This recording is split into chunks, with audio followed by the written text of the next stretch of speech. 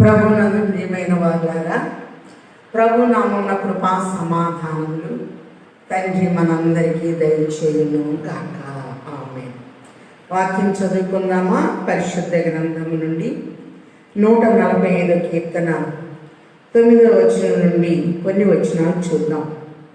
యెహోవా అందరికీ ఉపకారి, ఆయన కనికరములు ఆయన సమస్త కార్యముల మీద ఉన్నవి. యెహోవా నీ క్రియలన్నీ నీ కృతజ్ఞతాస్తుతులు చెల్లించుచున్నవి. నీ భక్తులు నిన్ను సన్నతించుదురు. ఆయన రాజ్య మహోన్నత ప్రభావమును ఆయన బలమును నరులకు తెలియచేయుటకై నీ భక్తులు నీ రాజ్య ప్రభావమును గురించి చెప్పుకొందురు. నీ శౌర్యమును గురించి పలుకుదురు. నీ రాజ్యము శాశ్వత రాజ్యము, నీ రాజ్య పరిపాలన తరతరములు నిలుచును. ప్రార్థన చేసుకుందాం. సమీపింపరాని తేజస్సులో అమరత్వములో వసించుచు నిత్యము పరిశుద్ధుడు పరిశుద్ధుడు పరిశుద్ధుడని గానా ప్రతిగానములు పొందుచున్న తండ్రి వందనములు.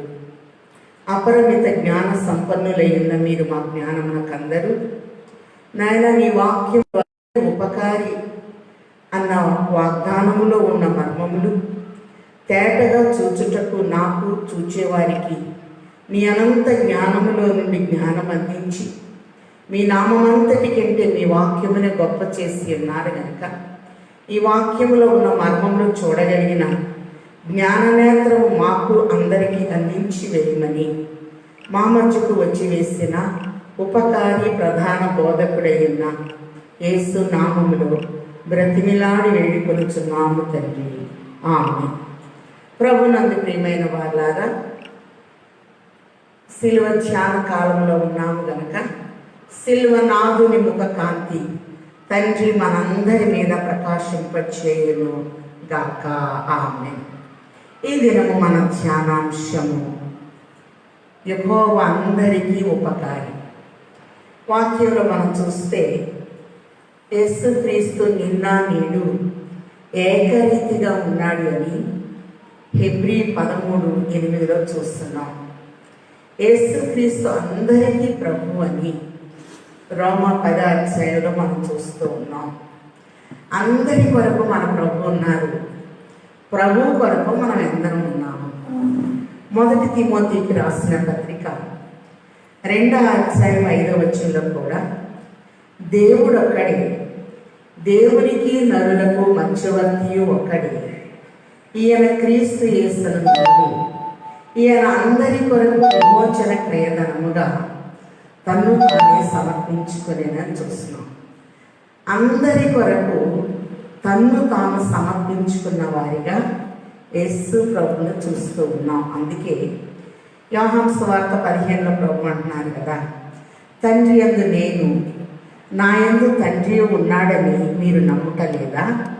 నేను మీతో చెప్పుచున్న మాటలు నా అంతటా నేను చెప్పుటలేదు, కానీ తండ్రి నా యందు ఉండుట వలన అనే మాటలు చూస్తూ ఉన్నాం.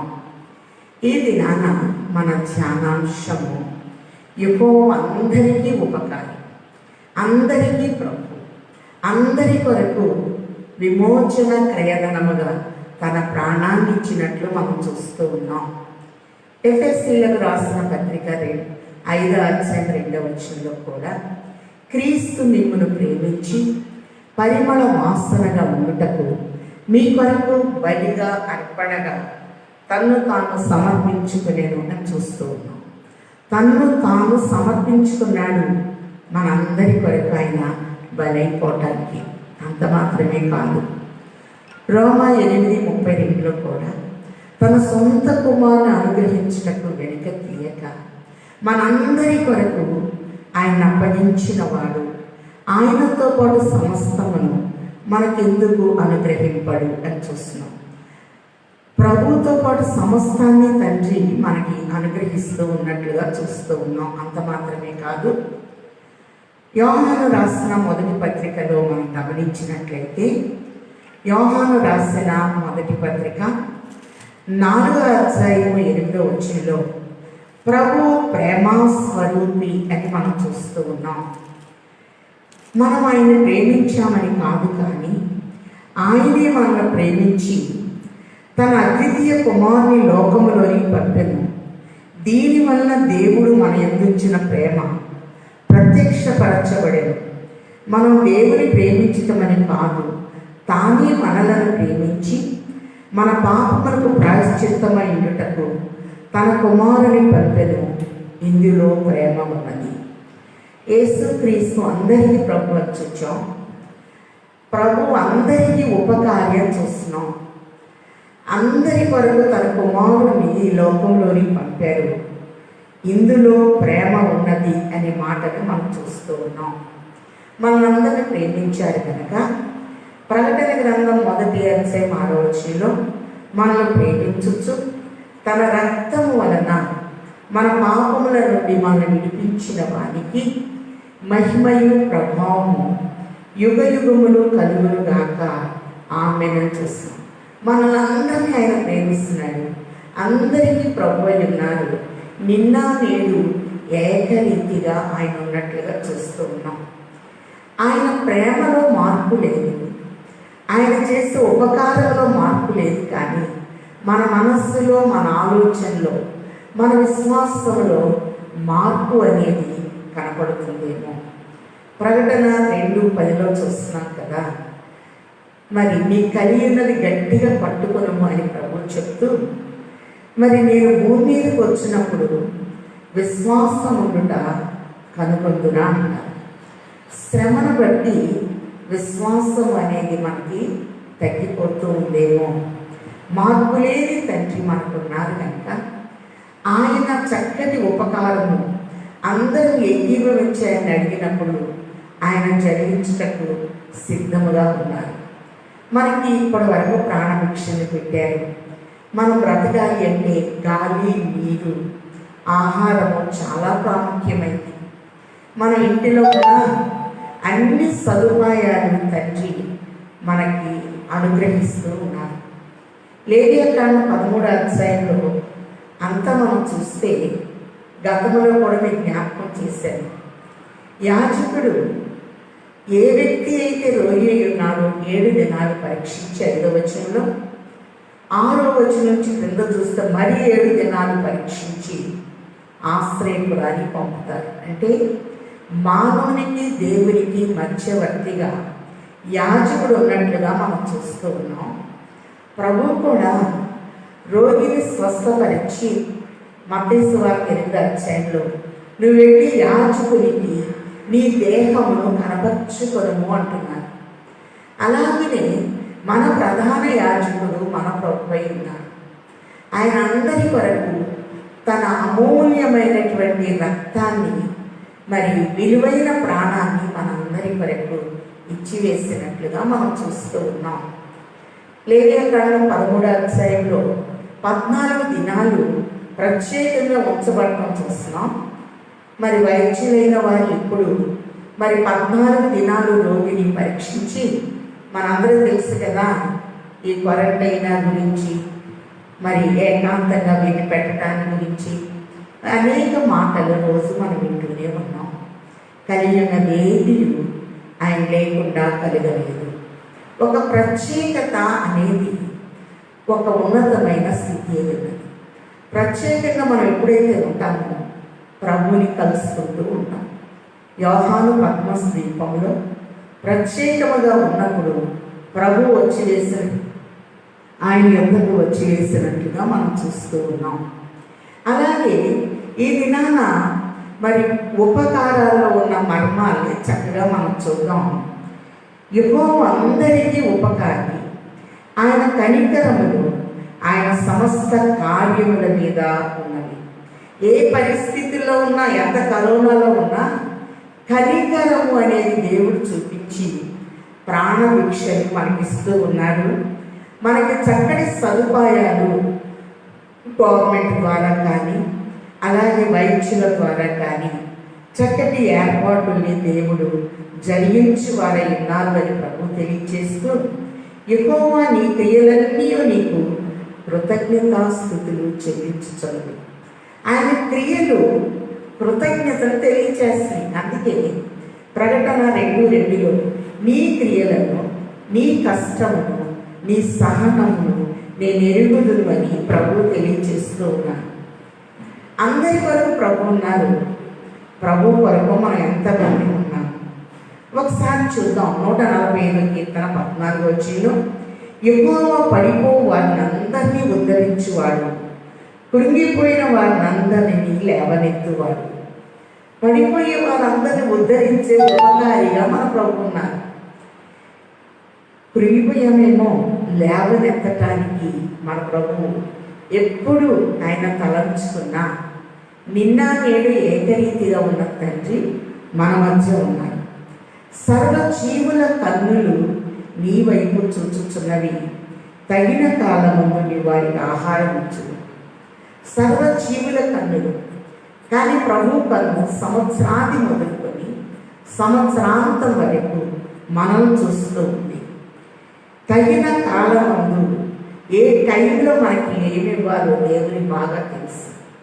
యెషయా గ్రంథము 3వ అధ్యాయంలో చూస్తే, ఆలకించుడి, సైన్యములకు అధిపతి యెహోవా పోషణ ఆధారము, అన్నోదకముల ఆధారమంతయు పోషణమంతయు చూస్తున్నాం. ఇది చక్కటి ఉపకార లక్షణమై ఉన్నది. అలాగే అన్నోదకములు ఆహారము ప్లస్ నీరు ఏ టైంకి ఎలా ఇవ్వాలో తండ్రి మనకు అందిస్తూ ఉన్నారు. అలాగే మనం గమనించినట్లయితే నరుని నాసికారంధ్రంలో జీవవాయువు ఇచ్చినటువంటి తండ్రి అందరూ మేడగదిలో ఉన్నప్పుడు అపోస్తల కార్యాల 2వ అధ్యాయంలో బలమైన గాలి వీచి ఒక్కొక్కరి మీద తన ఆత్మను ఉంచినట్లుగా మనం చూస్తున్నాం. వాక్ శక్తినిచ్చిన ఉపకారిగా ప్రభుని మనం గుర్తెరుగుతూ ఉన్నాం. అలాగనే ఆయన మనల్ని చూస్తూ ఉన్నారు. ఈ దినాన ఒంటరిగా ఎవరున్నా సరే ప్రభు చూస్తూ ఉన్నారు. నేడు దేవుడు నిన్ను చూడవచ్చినాడు, నేడు దేవుడు నిన్ను చూడవచ్చినాడు, మేలుకో నరుడా మేలుకో. నేను ఈరోజే ఉపకారం చేయాలని ప్రభు మన మధ్యకు వచ్చారు. 1 కొరింథీయులకు రాసిన పత్రిక 16వ అధ్యాయము 13, 14 వచనాలు కొన్ని క్రింది భాగాలు చూస్తే, మెడుకుగా ఉండండి, విశ్వాసమందు నిలకడగా ఉండండి, బలవంతులై ఉండండి, పౌరుషము గలవారై ఉండుడి, మీరు చేయు కార్యములన్నీ ప్రేమతో చేయండి. మనం ఏం చేసినా ప్రేమతో, ప్రభు యొక్క ప్రేమ మనలో ఉండి మనము ఆ ప్రేమ కలిగిన కార్యాలు చేయాలి అని ప్రభు చక్కగా మనకు తెలియచేస్తూ ఉన్నారు. అలాగే తన ప్రాణాన్ని ఇవ్వటం ద్వారా ఆయన చక్కటి ఉపకారి అయి ఉన్నారు. మనకి చక్కటి సదుపాయాలు చేసిన గొప్ప ఉపకారిగా ఆయన కనపడుతూ ఉన్నాడు. తన స్వరక్తము చేత మనం శుద్ధీకరిస్తూ హెబ్రీ 13:8 మన పరిశుద్ధపరుస్తూ గవిని బయట మనందరి కొరకు ఆయన మరణము పొందినట్లుగా మనం చూస్తూ ఉన్నాం. అంత మాత్రమే కాదు, అపోస్తల కార్యములు 20:28 కూడా తన స్వరక్తము చేత ఆయన మనల్ని శుద్ధీకరించినట్లుగా చూస్తూ ఉన్నాం. ఎఫెసీయులకు రాసిన పత్రిక 2వ అధ్యాయము 14 నుండి మనం చూస్తే, మునుపు దూరస్తులై ఉన్న మీరు క్రీస్తు యేసునందు సమీపస్తులుగా మనల్ని మలిచి వేసినట్లుగా మనం చూస్తూ ఉన్నాం. ఎప్పుడైతే ప్రభువుకి మనం సమీపంలోనికి ఆయనకు దగ్గరగా వస్తున్నామో, తండ్రి చక్కటి ఏర్పాట్లు ఆయన పిల్లలమైన మన పట్ల జరిగించు వారై ఉన్నారు అనే విషయాన్ని చక్కగా చూస్తూ ఉన్నాం. అందుకే ఎఫెసీ 2:8 కూడా, మీరు విశ్వాసము ద్వారా కృపచేతనే రక్షింపబడి ఉన్నారు, ఇది మీ వలన కలిగినది కాదు, దేవుని వరమే, ఇది గొప్ప ఉపకారం. మనం రక్షించబడ్డాము అంటే విశ్వాసాన్ని బట్టి, అదొక వరం అని ప్రభు చెప్తూ 16వ వచనం చక్కని మాట్లాడినారు. మరి ఎఫెసీయులకు రాసిన పత్రిక 2:16 తన శిలువ రక్తము వలన ఆ ద్వేషమును సంహరించి దాని ద్వారా వీరిద్దరిని ఏక శరీరముగా చేసి దేవునితో సమాధానపరచవలెనని ఇలాగూ చేశాను కనుక ఆయనయే మనకు సమాధానకారుడై ఉన్నాడు. కాబట్టి ప్రభువు ఒక సమాధానమైన కార్యము తండ్రికి మనకి దూరంగా ఉన్న మనల్ని దగ్గరగా చేర్చుకుంటానికి, మరి ద్వేషాన్ని తీసివేసి ప్రేమను కలిగించడానికి, ఒక సంధి అనేది మన పట్ల చేయటానికి, ఈ శరీరముకు మధ్య గోడను పడగొట్టడానికి ఆయన వచ్చి వేసినట్లుగా మనం చూస్తూ ఉన్నాం. చాలాసార్లు అనుకుంటాం ప్రభు దగ్గరికి వచ్చినాక అన్ని శ్రమలేని. ఫిలిప్పీ పత్రిక 1వ అధ్యాయము 30వ వచనంలో క్రీస్తునందు మీరు విశ్వాసం ఉంచుట మాత్రమే కాక ఆయన పక్షమున శ్రమపడుటయు ఆయన పక్షముగా మీకు అనుగ్రహింపబడింది. ఆయన పక్షముగా కొన్ని శ్రమల్లో మనం నిలబడాలి. ప్రభు కొరకు శ్రమైన, కరువైన, ఖడ్గమైన, ఉపద్రవమైన ఏదైనా దేవుని ప్రేమ నుండి నన్ను ఎంత మాత్రమును ఎడబాప నేరదని రూఢిగా తెలుసుకొచ్చున్నానని పౌలు గారు మనకు చక్కగా తెలియచేస్తూ ఉన్నారు. కాబట్టి మనందరం ఇప్పుడు ఏం చేయాలి అంటే ఒకసారి చూద్దాం. ఫిలిప్పీలకు రాసిన పత్రిక 2వ అధ్యాయము, ఫిలిప్పీలకు రాసిన పత్రిక 2వ అధ్యాయము 10వ వచనంలో చూస్తే, భూమి క్రింద ఉన్న వారిలో కానీ ప్రతి వాని మోకాలు యేసునామమున నొంగునట్లు, ప్రతి వాని నాలుక తండ్రి అయిన దేవుని మహిమార్థమై యేసుక్రీస్తు ప్రభువును ఒప్పుకున్నట్లు దేవుడు ఆయన అధికముగా హెచ్చించి ప్రతి నామమునకు పై నామమును ఆయనకు అనుగ్రహించెను. మన ప్రభువు పైనామముగా మనకు కనపడుతూ ఉన్నారు. అంత మాత్రమే కాదు, కొరింథీయులకు రాసిన 2వ పత్రిక 2వ అధ్యాయము 14వ వచనంలో చూస్తే, మా ద్వారా ప్రతి స్థలమందును క్రీస్తును గూర్చిన జ్ఞానం యొక్క సువాసనను కనపరచుచు ఆయన యందు మమ్మను ఎల్లప్పుడూ విజయోత్సాహముతో ఊరేగించుచున్న దేవునికి స్తోత్రము. రక్షింపబడు వారి పట్లను, నశించు వారి పట్లను మేము దేవునికి క్రీస్తు సువాసన అయి ఉన్నాము. కాబట్టి నశించే వారికి, రక్షింపబడే వారికి సువాసనగా మనం ఉండాలి అని ప్రభు తెలియచేస్తున్నారు. అందుకే ఆయన అందరికీ ఉపకారి అయి ఉన్నారు అని చూస్తూ ఉన్నాం. ఈ ఉపకార లక్షణాన్ని మనం చూస్తే యాకోబు మొదటిగా ఉపకారాన్ని జ్ఞాపకం చేసుకుంటూ ఉన్నారు. ఒంటరిగా వెళ్ళిపోయాడు. ఆదికాండం 28వ అధ్యాయంలో ప్రభు ఆయన్ని ఆశీర్వదించారు. నువ్వు అడుగుపెట్టు స్థలానికి నేను వస్తున్నాను, తూర్పు, పడమర, ఉత్తర, దక్షిణ దిక్కుల్లో నీ సంతానమును దీవిస్తానని వివాహం కాకమునిపై చక్కటి ఉపకారపు దీవెన దేవుడిచ్చి వేసినట్టు చూస్తున్నాం. యాకోబు తిరిగి వాగ్దాన దేశానికి వస్తూ ఆదికాండం 32:10 అంటున్నాడు, యెహోవా నీవు నాకు చేసిన ఉపకారములన్నిటికీ నేను అపాత్రుడను, చేతికర్రతో మాత్రమే ఈ యోర్దాన్ని దాటాను. ఇప్పుడు మా అన్న ఏశావు 400 మందితో వస్తున్నాడు, దయచేసి అతని చేతి నుండి నన్ను రక్షించుమని బలమైన ప్రార్థన చేస్తున్నట్లుగా మనం చూస్తున్నాం. చేసిన ఉపకారములకు నేను అపాత్రుడని. కాబట్టి దేవుడు మనకి ఎన్నో ఉపకారాలు చేస్తూ ఉంటారు. సరైన రీతిలో మనం కృతజ్ఞత చెల్లించలేని స్థితిలో ఉన్నామేమో. దావీదు ఉన్నాడు. దావీదును ప్రభు నా హృదయానుసారి అంటూ ఉన్నాడు. 103వ కీర్తనలో నా ప్రాణమా యెహోవాను సన్నిధించుము, నా అంతరంగంలో ఉన్న సమస్తమా ఆయన పరిశుద్ధ నామమును సన్నిధించుము, నా ప్రాణమా యెహోవాను సన్నిధించుము, ఆయన చేసిన ఉపకారములలో దేనిని మరువము. దేవుడు మనకి ఎన్నో ఉపకారాలు ఈ కరోనా విషయంలో కూడా భద్రం చేసి ఆహారం ఇస్తూ ప్రత్యేకముగా ప్రభువుకి మనం దగ్గరయ్యేటట్లు చక్కటి సదుపాయాలు, ఏర్పాట్లు ప్రభు జరిగిస్తూ ఉన్నారు. ఎందులో చూచిన ఆయన ఉపకార లక్షణములు మనకు కనపడుతూ ఉన్నాయి కనుక దావీదు దేవుని చక్కగా స్తుతిస్తూ ఉన్నాడు. 116వ కీర్తనలో కూడా చక్కటి స్తుతి యాగాన్ని ఆయనకు చెల్లిస్తూ ఉన్నట్లుగా చూస్తూ ఉన్నాం. మరి శ్రమకాలంలో ఎంతవరకు దేవుణ్ణి మనం స్తుతిస్తూ ఉన్నాం ఒకసారి చూద్దాం. 116 కీర్తన 12వ వచనంలో, యెహోవా నాకు చేసిన ఉపకారములన్నిటికీ నేను ఆయనకి ఏమీ చెల్లించుదును, రక్షణ పాత్రను చేతపుచ్చుకొని యెహోవా నామమున ప్రార్థన చేసేదను, యెహోవాకు నా మొక్కుబడులు చెల్లించెదను, ఆయన ప్రజలందరూ ఎదుటని చెల్లించెదను. కాబట్టి ప్రాణాలిచ్చిన తండ్రికి, మన కాపాడుతున్న తండ్రికి, నిన్ను కాపాడువాడు కొనెక్కడు నిద్రపోడని అభయమిస్తున్న తండ్రికి కృతజ్ఞత అనేది మనం చెల్లించే స్థితిలో ఉన్నామా? దావీదు తన ప్రాణాన్ని చెప్పుకున్నాడు. రక్షణ పాత్రను చేత పట్టుకొని ప్రార్థన చేస్తున్నాడు, మొక్కుబడులు చెల్లిస్తూ ఉన్నాడు. ఒక కృతజ్ఞత స్తుతియాగం అనేది చేసినట్లుగా మనం చూస్తూ ఉన్నాం. మరి ఈ దినాన 7 అంశాలని మనం ఈ విషయంలో చూద్దాం.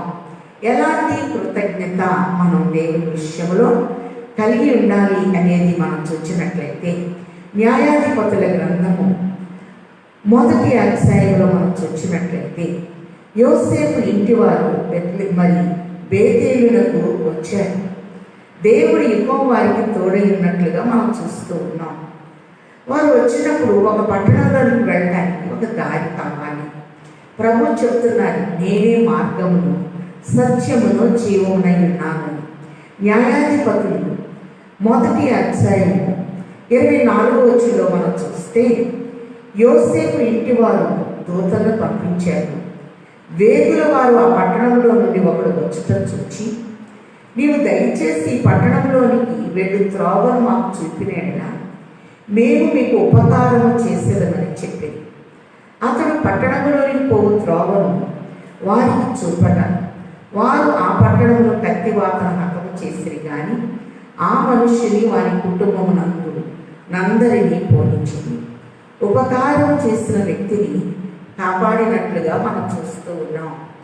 అలాగే అందరికీ ఉపకారం, ప్రతి విషయంలో తండ్రి మనకు ఉపకారాలు చూపిస్తూ ఉన్నారు. మంచి వైద్యం ఇచ్చారు, చక్కటి ప్రభుత్వాన్ని ఇచ్చారు, చక్కటి భద్రతను ఇచ్చారు. ఎన్నో ఉపకార లక్షణములు తండ్రి చూపిస్తూ ఉన్నప్పుడు దేవునికి వ్యక్తిగతముగా ఎంతవరకు మనము కృతజ్ఞత కలిగి ఉన్నాము అని ప్రభు తెలియచేస్తూ ఉన్నారు.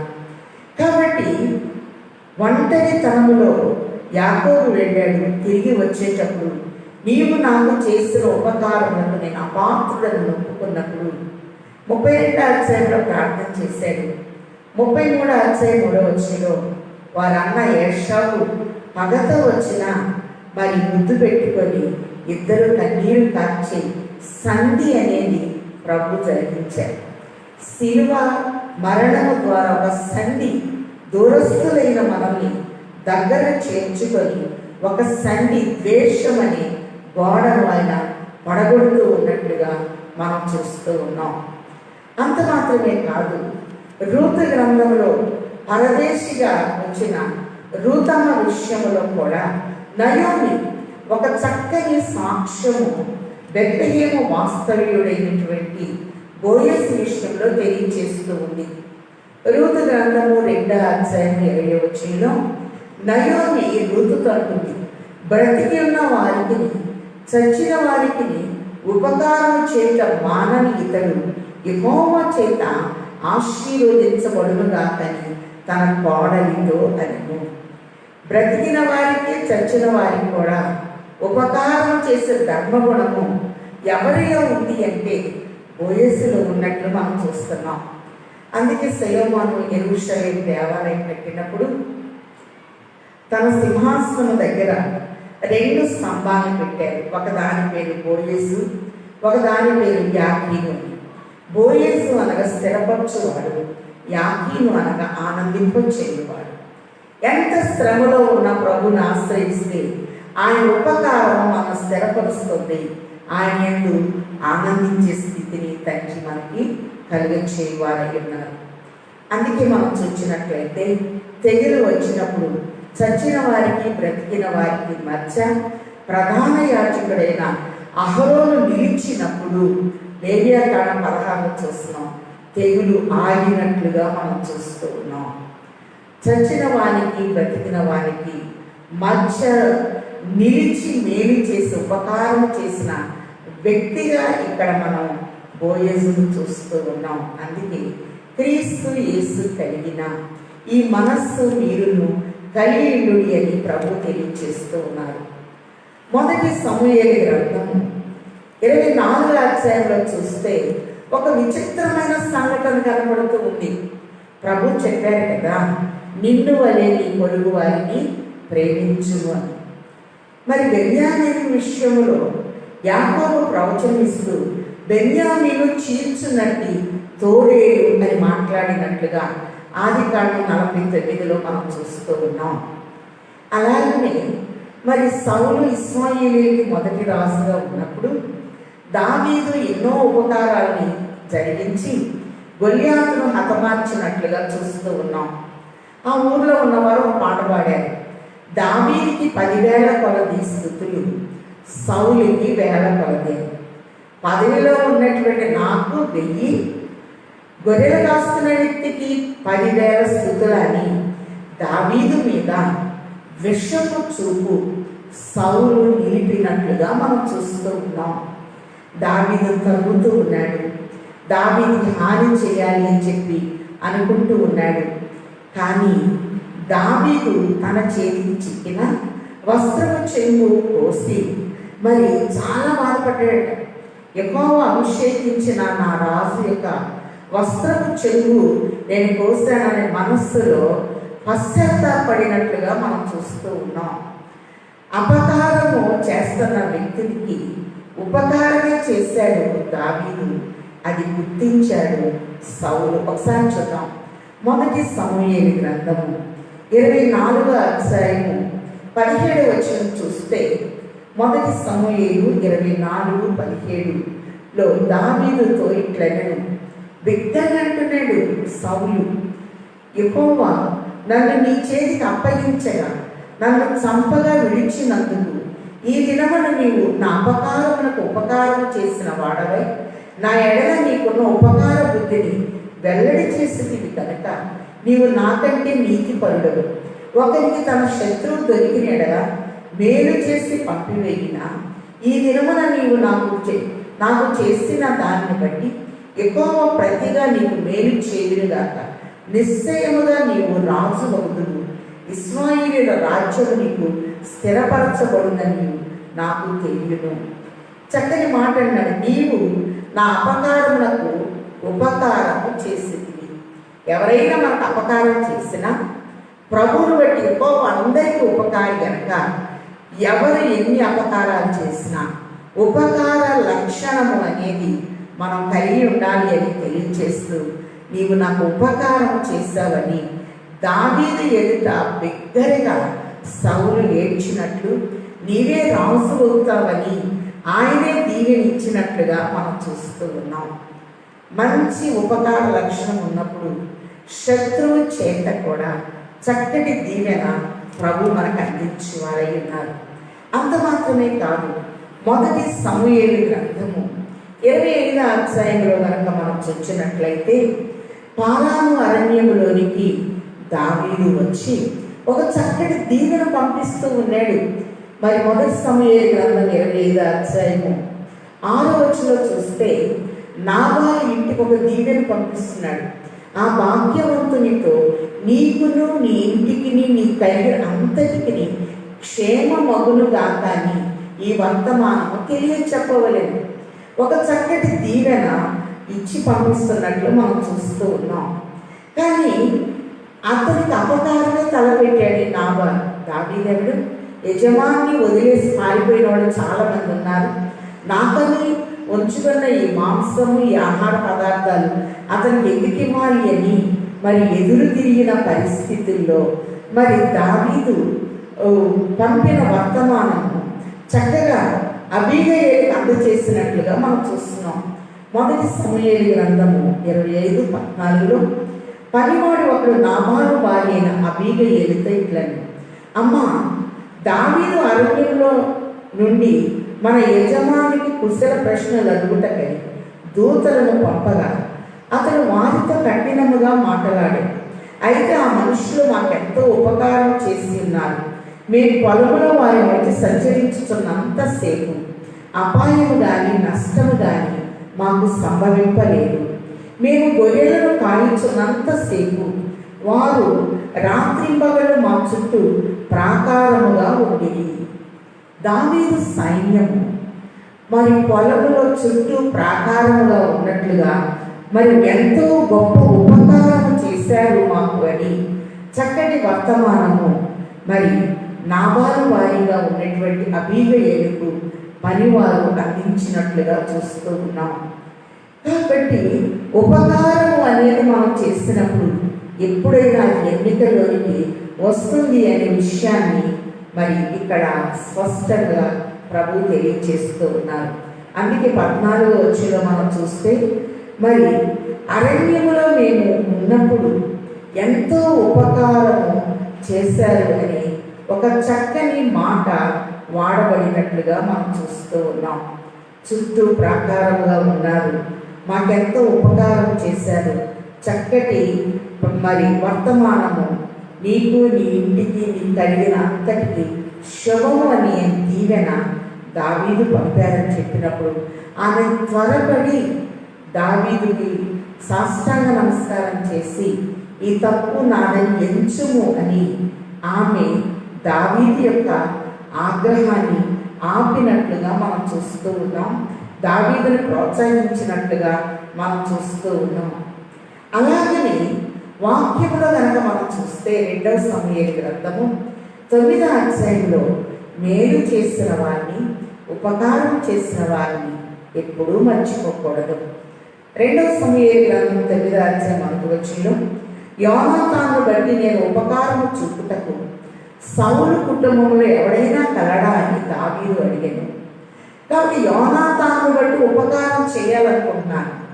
యేసు ప్రభువును బట్టి తండ్రి మనకు ఉపకారం చేయాలనుకుంటూ ఉన్నారు. ఎందుకంటే దేవుడు ప్రేమస్వరూపి, ప్రేమ లేనివాడు ఆయన ఎరగడు. మనం ప్రేమించామని కాదు, ఆయనే మనల్ని ప్రేమించి తన కుమారుని ఈ లోకంలోకి పంపెను. ఇందులో ప్రేమ ఉన్నది అని మనం చూస్తూ ఉన్నాం. కాబట్టి శివాని అతను చెబుతున్నాడు.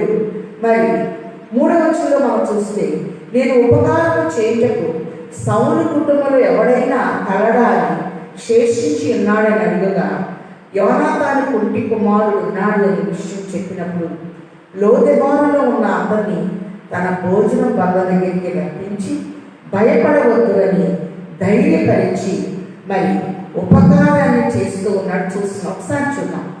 2వ సమూయేలు గ్రంథం 9వ అధ్యాయం 7వ వచనంలో అందుకు దావీదు నువ్వు భయపడవద్దు, నీ తండ్రి అయిన యోనాతాను నిమిత్తము నిజముగా నేను నీకు ఉపకారము చూపి నీ పితరుడైన సౌలు భూమి అంతయు నీకు మరలా ఇప్పించెదను.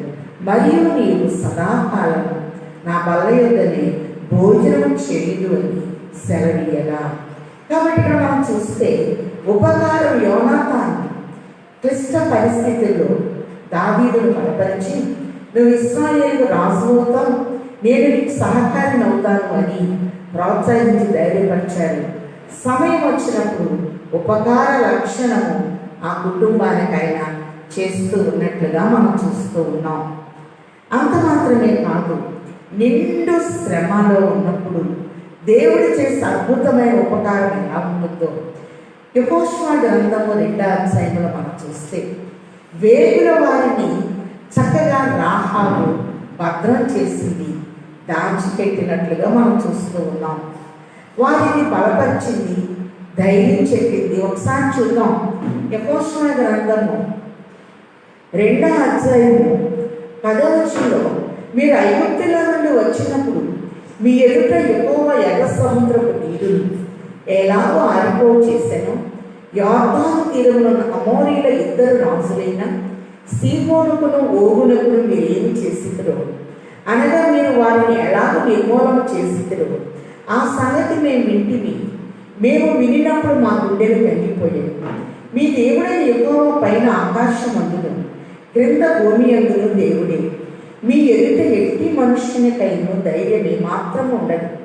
నేను మీకు ఉపకారం చేసింది కనుక మీరు నా తండ్రి ఇంటికి ఉపకారం చేసి నాకు నిజమైన ఆనవాళ్ళు ఇచ్చి నా తండ్రియు నా తల్లియు నా అన్నదమ్ములు నా అక్క చెల్లెళ్ళు వారి కలిగిన వారందరూ చావకుండా బ్రతకనిచ్చి రక్షించున్నట్లుగా దయచేసి యెహోవా తోడని ప్రమాణము చేయుడెను.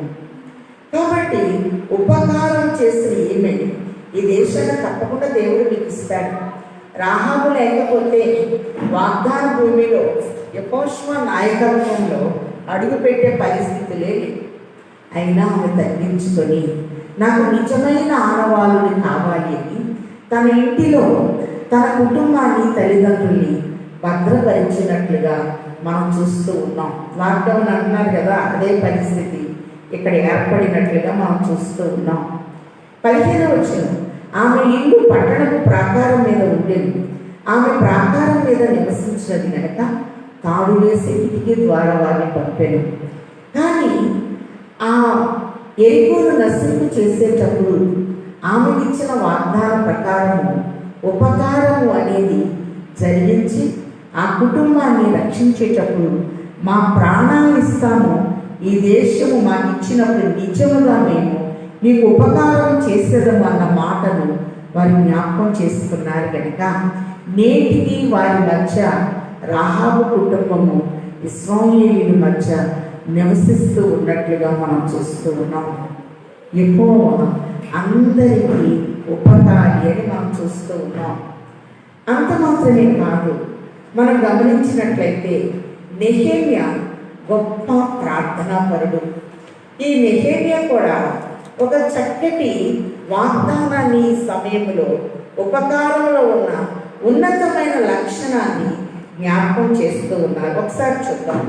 నెహెమ్యా గ్రంథము 5వ అధ్యాయం 19వ వచనంలో చూస్తే నెహెమ్యా 5:19లో నా దేవా, ఈ జనులకు నేను చేసిన సకలమైన ఉపకారములు బట్టి నాకు మేలు కలుగునట్లుగా నన్ను దృష్టించుము.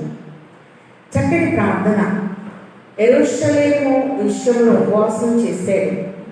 గోడలు విషయంలో ఒక చక్కటి ఏర్పాటును జరిగించాడు. గుమ్మాన్ని నిలబెట్టే విషయంలో మంచి ప్రణాళిక కలిగి ఉన్నాడు. అంత మాత్రమే కాదు, మరి వాగ్దాన ప్రజల విషయంలో తన మీద వేసుకున్న ఉపవాస ప్రార్థనలు యాచనలు అన్నీ జరిగించి ఒక మేలు అనేది జరిగింది కనుక నా దేవ, ఈ జనులకు నేను చేసిన సకలమైన ఉపకారముల బట్టి నాకు మేలు కలుగునట్లుగా నన్ను దృష్టించుము. కాబట్టి ప్రాధేయపడుతున్నాడు, ఉపకారము చేయటానికి నీ దృష్టి నా మీద ఉండాలి నాయనా అని. అలాగే యెహోవా అందరికీ ఉపకారి అని మనం చూస్తూ ఉన్నాం. ఏ స్థితిలో ఉన్నా ఆయన చక్కటి ఉపకారము ఆయన పిల్లలమైన మన పట్ల జరిగించు వారు ఉన్నారు అని ప్రభు చక్కగా మనకు తెలియజేస్తూ ఉన్నారు. అంత మాత్రమే కాదు, మనం ప్రభు మీద ఆధారపడుతూ ఉన్నప్పుడు ఇందాక మనం చూచాం, కృంగిన వారిని లేవనెత్తువాడు, పడిపోయిన వారిని ఉద్ధరించువాడు, సర్వ జీవుల కన్నులు నీ వైపు చూచుచున్నవి. తగిన కాలమందు చక్కటి ఏర్పాటులు ప్రభు మన పట్ల జరిగించేవారై ఉన్నారు. మరి లేటి దినాల్లో మనం ఉన్నాం కనుక రేపటి దినాన లైవ్ ప్రకారం చూస్తే 40 రోజులు మనకు విజయాన్ని దీవెనిస్తాడు. ఏ ఉపకారాన్ని ఈ కష్ట పరిస్థితుల్లో, ఈ కరోనా అనే గందరగోళంలో ఉన్నప్పుడు తండ్రి ఏదో ఒకటి మనం జరిగించేవారై ఉన్నారు. అందుకే యెషయా 24లో 17లో కూడా భూనివాసి నీ మీదకు భయము వచ్చాను అనే మాట చూస్తున్నాం. భయం కలిగినప్పుడు ఇమ్మానుయేలుగా ప్రభు మనకి సదాకాలం నేను మీతో కూడా ఉన్నాను అని చెప్తున్నారు కనుక ఆయన మాటలను బట్టి మనం ఎప్పుడైతే ధైర్యం తెచ్చుకుంటామో ఆయన చక్కగా మనల్ని కాపాడువారై ఉన్నారు. అలాగే మనం చూస్తే ఒంటరిగా ఉన్న యాకోబుకు ఉపకారం చేయించి ఒక సంధి కార్యక్రమాన్ని జరిగించారు. తన ప్రియ కుమారుని లోకానికి ఇచ్చి ద్వేషము అనే గోడను పడగొట్టి ఉభయులను మునుపు దూరస్తులైన మనల్ని యేసుక్రీస్తునందు సమీపస్తులుగా చేసి చక్కటి ఉపకార లక్షణాన్ని ప్రభు చూపించినట్లుగా చూస్తూ ఉన్నాం. అలాగనే చచ్చిన వారికి, బ్రతికిన వారికి ఉపకారం చేసినటువంటి మరి రూతమ్మ విషయంలో గొప్ప కార్యము జరిగించినటువంటి వ్యక్తిగా బోయస్సును మనం చూస్తూ ఉన్నాం. నీ స్వజాన్ని విడిచి నువ్వు ఇంతకుముందు ఎరగని దేశానికి వచ్చావని రూతు 2:12 చక్కని మాట అంటూ, యెహోవా రెక్కల క్రింద నీకు సంపూర్ణమైన బహుమానము కలుగునని ఒక చక్కటి ఉపకారాన్ని చేశాడు గనక చచ్చిన వారికి, బ్రతికిన వారికి మంచి ఉపకారం చేసిన వ్యక్తిగా మనం చూస్తూ ఉన్నాం. 3వ నెరవేర్పులు మనం చూసినట్లయితే, దావీదుకు హాని చేయాలి అని ఇశ్రాయేలు మొదటి రాజైన సౌలు బయలుదేరాడు. కానీ దావీదు యెహోవా అభిషేకించిన వ్యక్తికి నేను హాని చేయనని వస్త్రం చెక్కు మాత్రం కోసి బాధపడిన ఆ మనస్సు దేవుడు గ్రహించి దావీదును నా హృదయానుసారం అన్నాడు. సౌలే దీవించాడు, నా కుమారుడా, నాయన దావీదా, ఈ స్వరం నీదేనా? నీవు అపకారం చేస్తే నాకు ఉపకారం చేశావు కనుక నువ్వు ఇశ్రాయేలీయులకు రాజు అవుతావని దీవించి ఉపకారపు లక్షణాన్ని బయట పెట్టినట్టు చూస్తున్నాం. రాహాబు విషయంలో 4వదిగా తన కుటుంబం అంతా ఇంటిలోకి చేర్చినప్పుడు, ఎరికో నశింపబడేటప్పుడు, కాల్చివేయబడేటప్పుడు ఆ రాహాబు కుటుంబాన్ని చింగి తొగల ద్వారం ద్వారా గుర్తించినట్లుగా ప్రభువు కూడా తన అమూల్యమైన రక్తము ద్వారా ఆయన అందరినీ ప్రభువు కనుక మనం రక్షిస్తూ ఉన్నట్లుగా మనం చూస్తూ ఉన్నాం. దావీదు అంటున్నాడు, నీవు చేసిన ఉపకారములకు నేనేమి చెల్లించగలనని రక్షణ పాత్రను చేతకూర్చుకొని మన ప్రభు రక్షించడానికి వచ్చాడు. ఎంత పాపినైనా రక్షిస్తాడు కనుక మనం ప్రేమించు తన రక్తము వల్ల మన పాపముల నుండి విడిపించిన వారికి మనం కృతజ్ఞతాస్తుతులు చెల్లించవలసిన వారమై ఉన్నాం. న్యాయాధిపతులు 1 మరి 24లో చూచాం కదా, 6వ ఉపకారం. మరి యోసేపు ఇంటి వారికి దారి చూపించిన వ్యక్తికి ఉపకారం చేసి ప్రాణహాని లేకుండా కాపాడినట్లుగా మనం చూస్తూ ఉన్నాం. అలాగనే ప్రభువులో ఎప్పుడైతే మనం ఉంటామో, నాబాలు ఇంటికి కూడా ఒక దీవెన వచ్చింది. ఆ దీవెన ఆయన అందుకోలేకపోతున్నాడు.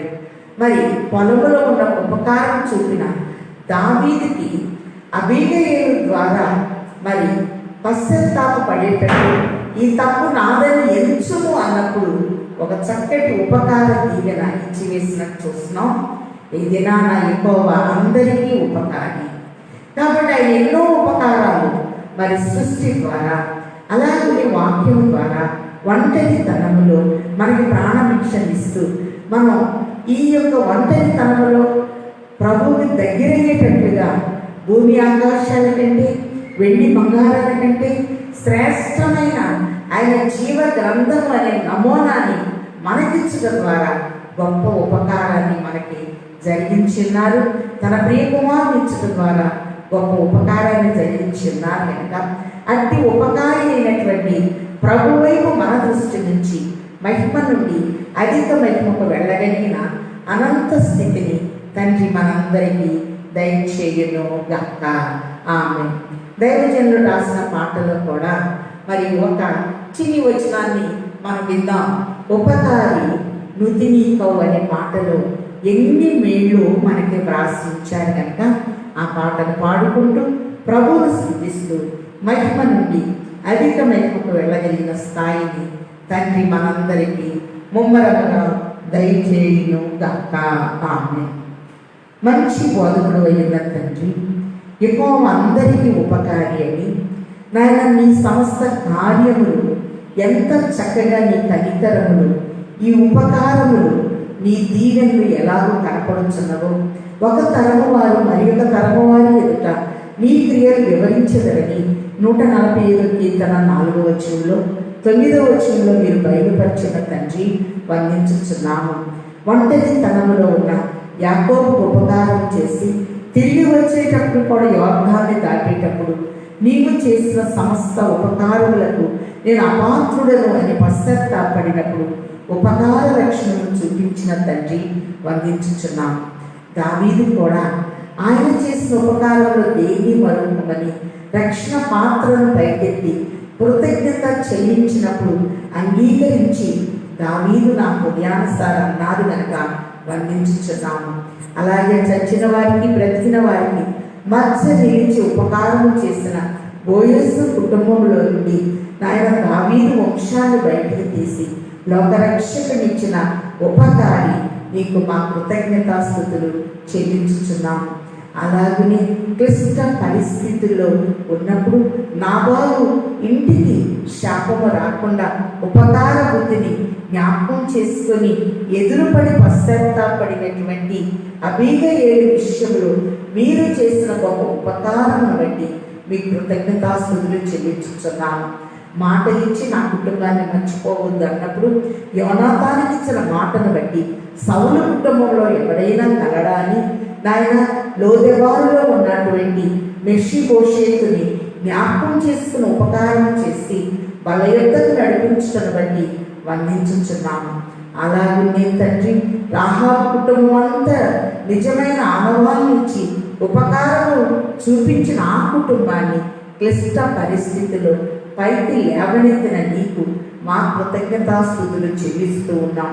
అలాగే నువ్వు ఎన్ని ఉపకారంలో ఎన్ని మేళ్ళో తండ్రి నాయన ఈ క్లిష్ట పరిస్థితుల్లో కూడా నాయన మాకు ఉపకారం చేతకు ఉపకారిగా వచ్చి వేస్తున్న తండ్రి యేసుక్రీస్తు అందరికీ ప్రభు అన్నారు కనుక అందరికీ నువ్వు దేవుడు నిన్న నేడు ఏకరీతిగా ఉన్నావు కనుక నాయన అందరి కొరకు నీ ప్రియ కుమారుణ్ణి మాకు ప్రాణము పెట్టుటకు నాయన బలిగా అర్పించి వేశాడు కనుక అందరము నీ కొరకు మేము నిలబడలేకపోతూ ఉన్నాము. కానీ మా అందరి కొరకు నీ కుమారుడు సేవలు చేసిన విజ్ఞాపనను బట్టి మమ్మల్ని అందరినీ కరీకరించి నీ ఉపకార లక్షణములతో మమ్మల్ని దృష్టించమని మా కొరకు ఈ లోకమునకు ప్రాణభిక్ష పెట్టుటకు శిల్వయాగం ద్వారా తండ్రికి మాకు సంధి చేసిన ఉపకారి అయ్యున్న యేసయ్య శ్రేష్ఠ నామంలో బ్రతిమిలాడి వేడుకొనుచున్నాము తండ్రి.